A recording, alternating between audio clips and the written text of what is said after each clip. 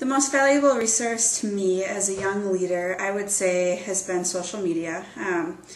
Not only has it provided me with an opportunity to connect with thousands of people from around the United States and around the world even, but for my nonprofit work, I've been able to meet people on Twitter, blogs. I've been able to find out about new opportunities. For example, I'm going to be presenting at the Young Nonprofit Professionals Emerging Leader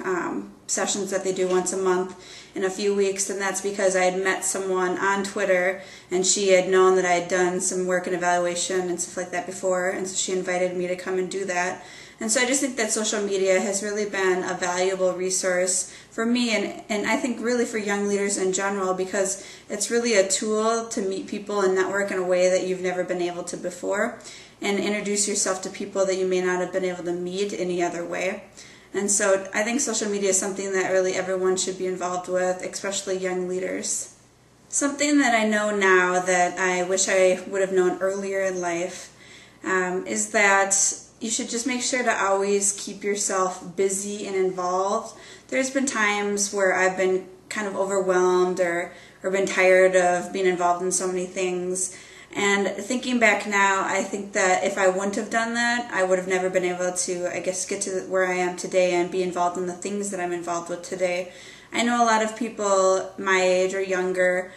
tend to think that, for example, in college, they don't really need to volunteer or get involved because they have coursework or are working. But I think that throughout your life, at any moment, really, you should kind of look at your community and look at the different things that you can get involved with and be as involved as you can, because not only will you meet people that will be tools to you and friends to you later in life, but it just provides you with skills that you'll need and skills that will provide opportunities to you later on. And so I think that that's something I really wish I would have known more about back even a few years ago when I kind of overwhelmed myself with involvements, that down the road it all will pay off and it all kind of benefits you in the long run.